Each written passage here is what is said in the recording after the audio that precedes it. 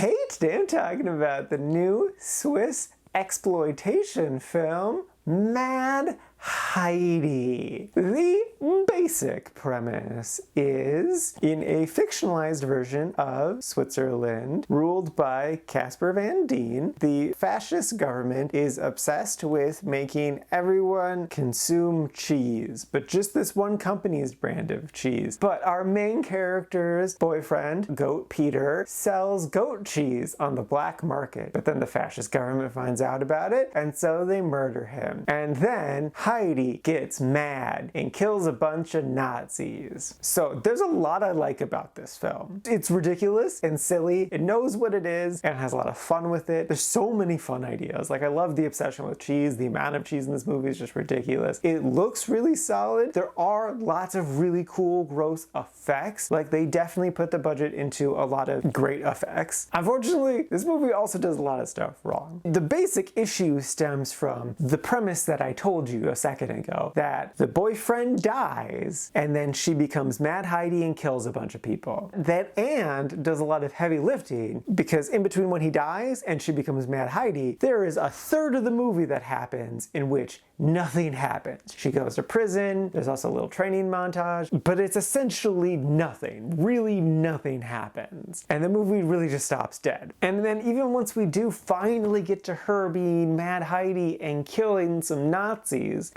it's still really spaced out. Like, her first kill isn't until 50 minutes into the movie, and that's way too late. She should have killed some people right after it happened. Like, boyfriend gets murdered really graphically. That's the best effect in the movie. And then she should have killed a bunch of people right then and there, but she doesn't. She runs away, then she gets locked up in prison, and it's a whole thing. And then she doesn't kill anyone until she tries to escape prison at the 50-minute mark. But once we do get those kills, they are graphic, but not as graphic as they need to be. We almost never see the actual violence happening. We just see around the violence. So, like, yeah, we do get really graphic stuff, but we don't actually see the axe going into the body most of the time. And, like, I get it, that's a more expensive special effect to see that happening, but we needed it. We needed it more. And just in general, there's just too few kills, and they're just too spaced out, and there's not really enough story in this thing or character development. It's like, yeah, it's just a silly, fun movie, but you still need character arcs and stuff. And she should have gotten mad right away. She should have turned into Mad Heidi right away. She can still go to prison, but she needs to kill some people and go ham. This movie started off so strong, and I was so excited for it because the trailer makes it look like it's so much fun. And it is fun at times, but there's just not enough substance to necessitate a 90-minute film. So the movie's okay. I didn't like it, but I also didn't hate it. It's just okay. Would I recommend it?